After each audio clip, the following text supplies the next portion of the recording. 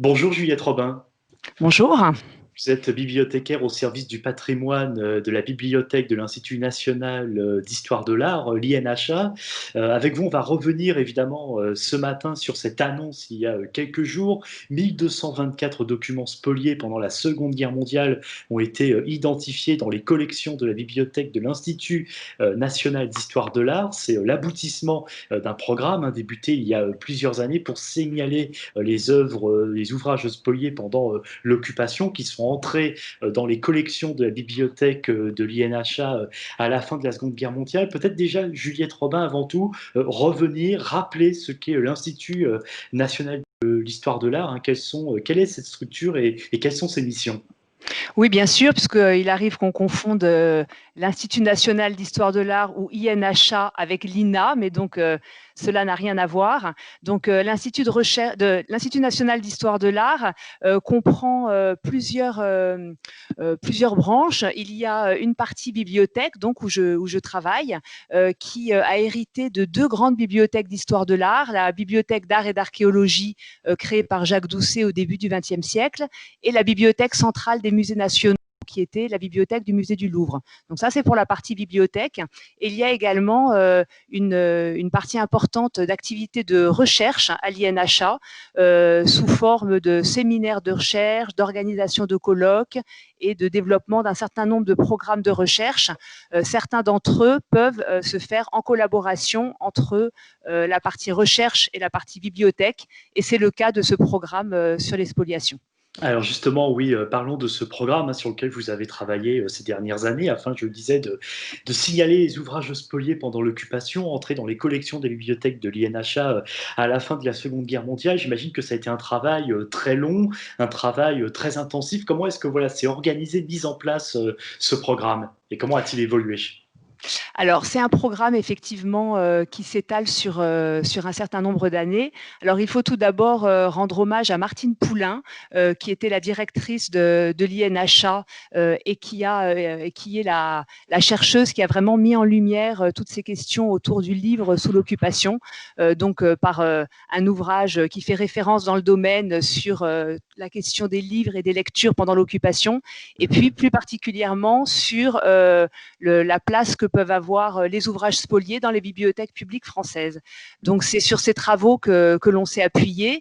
Il y a eu un début de signalement à la bibliothèque de l'INHA autour de 2016, et puis c'était le moment de l'ouverture de la bibliothèque, donc voilà, il y avait d'autres priorités, ça a été mis un début de signalement a été fait, mais ça n'avait pas été tout à fait jusqu'au bout.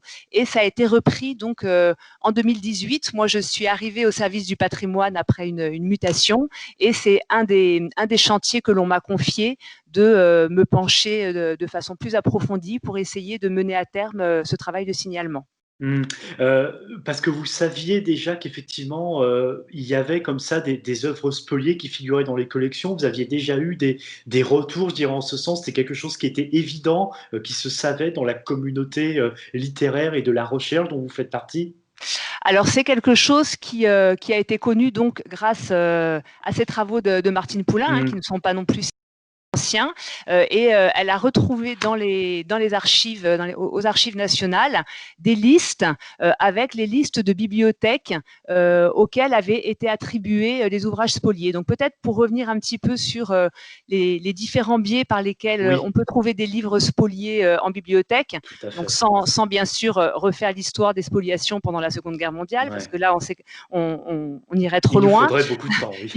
Il nous faudrait beaucoup de temps, mais c'est vrai qu'il y a eu plusieurs millions de livres qui ont été spoliés pendant l'occupation, pendant la guerre, comme il y a eu des œuvres d'art et comme il y a eu des objets de la vie quotidienne, hein, puisque tous les biens ont été spoliés. Et les livres sont, pour une partie d'entre eux, ont pu être récupérés à la fin de la guerre, et il y a eu une grosse opération pour essayer de restituer soit aux propriétaires, soit à leurs ayants droit, les ouvrages qui pouvaient l'être. Donc, il y a eu au sein de la commission de récupération artistique une sous-commission des livres qui a été dédiée à ce projet, avec une bibliothécaire remarquable qui s'appelle Jenny Delso. Donc, c'est important de rendre hommage à son travail, qui a brassé des dizaines de milliers, des centaines de milliers d'ouvrages pour essayer de les rendre à leurs légitimes propriétaires. Mais ça n'a pas toujours été le cas, bien sûr, et notamment un livre, on ne peut pas toujours savoir à qui il appartenait quand on n'a pas écrit son nom dedans, ce qui n'est pas le cas, on n'écrit pas toujours son nom dans un livre. Et donc, les livres qui n'ont pas pu être restitués, eh bien, il y a eu plusieurs circuits.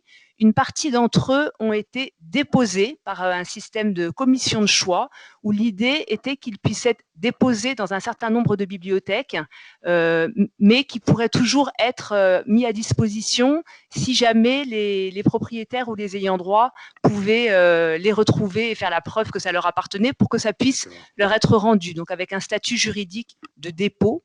Donc ça a été fait pour un certain nombre d'ouvrages, surtout des ouvrages précieux, mais pas uniquement, et donc pour un certain nombre de bibliothèques. Donc, on a, nous, donc la bibliothèque d'art et d'archéologie, à l'origine de l'INHA, a été attributaire d'un certain nombre des documents par ce biais donc des commissions de choix.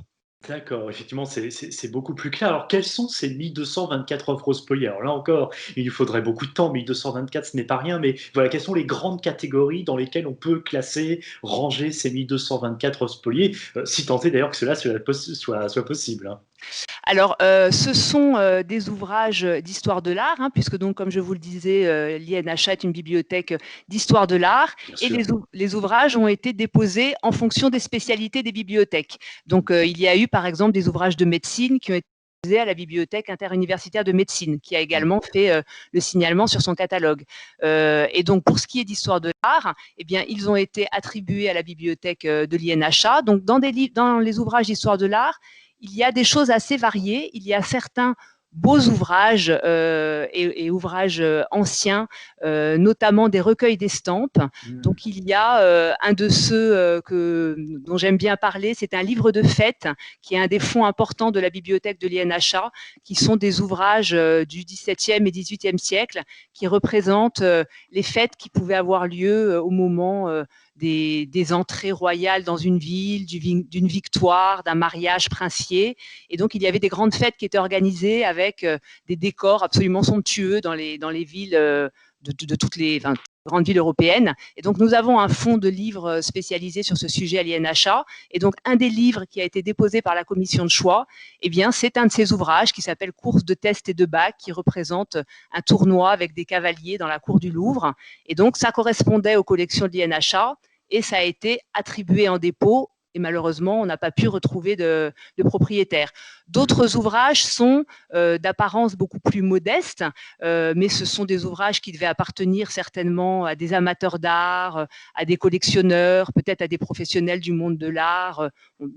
On ne sait pas puisqu'on n'a pas pu les retrouver. Oui. Et donc, ce sont des ouvrages qui sont en grande majorité du début du XXe siècle, des années 1900, 1930 ou jusqu'aux années 1940. Il peut y avoir des catalogues d'exposition, par exemple. Il peut y avoir des revues, des numéros isolés de revues, donc des revues d'histoire de l'art ou des revues d'archéologie. Et il y a également un nombre important de catalogues de vente.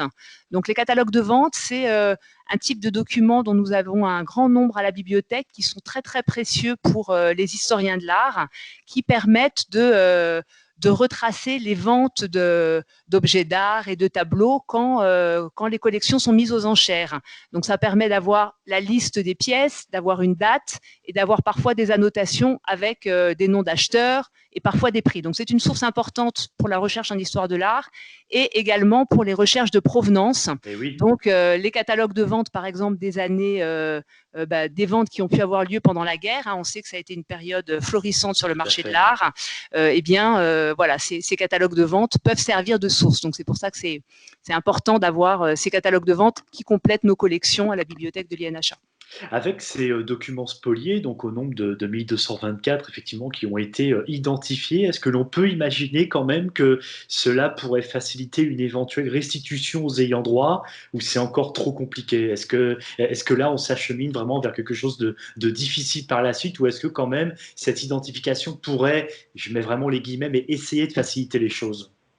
Alors, la première chose déjà peut-être à préciser, c'est qu'il y a très peu d'ouvrages que l'on a pu identifier, Ouais. justement parce que ce travail d'identification avait été fait après la guerre par l'équipe de Génie Delso, qui avait au maximum tenté de restituer tous les ouvrages qui avaient des marques de provenance, donc des noms. Ça avait Donc déjà été fait, oui. voilà, ça avait déjà été fait. Donc ceux qu'on peut trouver, c'est vraiment à la marge, ceux qui avaient échappé à cet examen systématique des ouvrages. Donc pour ceux qui ont été attribués par les commissions de choix, on en a retrouvé un qui a un nom et les recherches sont en cours pour essayer de retrouver des Mais oui. héritiers, mais qui sont, voilà, il y a peut-être des héritiers au Canada, mais voilà, on est en train de faire ces recherches. Et donc pour revenir sur ce que je disais, sur les différentes modalités d'entrée, donc ces ouvrages attribués par les commissions de choix qui sont donc en dépôt à la bibliothèque peuvent être restitués dès lors qu'on trouvera des héritiers. Voilà, la législation le permet. Nous avons également, dans l'ensemble des documents que nous avons signalés, des ouvrages qui ont été achetés au domaine, puisque après que l'équipe Delso donc a restitué des ouvrages, en a déposé certains dans les bibliothèques, il en restait encore des dizaines de milliers. Et il fallait bien en faire quelque chose. Et donc, en fait, ces ouvrages ont été vendus à bas prix par les domaines et achetés par un certain nombre de bibliothèques, dont la Bibliothèque centrale des musées nationaux, la Bibliothèque des musées du Louvre. Et donc, ces ouvrages, maintenant, appartiennent à la bibliothèque, donc appartiennent à l'État. Ce sont des collections publiques qui font partie du patrimoine. Et il y a en fait deux législations contradictoires. Il y a une législation, alors sans être juriste, hein, donc, mais il y a une législation qui dit que ce qui est patrimoine de l'État est inaliénable. Et par ailleurs, une ordonnance de 1945 qui dit que tout ce qui a pu être acquis pendant la période de l'occupation est nul et non avenu, puisque Tout à suspect de fait. spoliation. Mmh. Et ces deux lois sont contradictoires, et Oui. donc il faut réussir à trouver le moyen de mettre, enfin voilà, trouver le moyen juridique de pouvoir restituer les ouvrages dont on trouverait les ayants droit. Et pour l'instant, voilà, ce n'est pas le cas, et donc ce n'est pas évident. Il faut à la fois, pour les ouvrages pour lesquels on a un nom, retrouver les ayants droit et trouver une solution juridique qui permettrait de le faire. Quand on parle justement, effectivement, Juliette Robin, de ces difficultés juridiques, voire de ce vide juridique, et évidemment, ça m'y fait penser, puisque dans ces documents spoliés figurent effectivement, comme vous l'avez dit, des catalogues d'exposition, de vente et de collection. Ça rappelle immédiatement justement ces spoliations d'œuvres d'art hein, qui ont été très étudiées, très médiatisées. On en parle hein, d'ailleurs, nous, régulièrement sur Radio J. Il existe malgré tout à l'INHA, c'est peut-être bien d'en dire un mot, un programme qui travaille sur cela, sur le répertoire des acteurs du marché de l'art sous l'occupation. C'est bien cela. Tout à fait. Donc, c'est un des programmes donc le programme RAMA, Répertoire des acteurs du marché de l'art sous l'occupation, donc qui a pour objectif d'aider à la recherche et à la recherche de provenance sur tout ce qui peut toucher au marché de l'art sous l'occupation, et donc de donner des outils pour les chercheurs de provenance ou les familles qui voudraient essayer de retrouver la trace d'objets d'art qui auraient pu appartenir à leur famille. Donc, les acteurs du marché de l'art, ce peut être les marchands, les galeristes, les experts, les commissaires-priseurs de vente aux enchères. Donc l'idée est d'essayer de retrouver toute la documentation possible pour la mettre à disposition du public. Donc les catalogues de vente en font partie. Donc il y a eu un programme de numérisation des catalogues de vente de cette période de la guerre qui sont accessibles sur la bibliothèque numérique de l'INHA. Et il y a un séminaire de recherche qui se tient depuis plusieurs années régulièrement à l'INHA. Donc on peut retrouver sur le site de l'INHA pour réécouter ces séances, et qui vont se poursuivre, hein, peut-être dans un format à distance dans les circonstances actuelles, mais qui permet effectivement d'explorer ce qui se passe à ce niveau-là, et à la fois en France, mais également au niveau international, puisque ces recherches, le marché de l'art est bien sûr international, Oui. et donc ces recherches, pour pouvoir avancer de la façon la plus efficace possible, doivent se faire en coordination avec des partenaires voilà, au niveau international. Et donc ce programme répertoire des acteurs du marché de l'art sous l'occupation se fait notamment en collaboration avec les universités allemandes.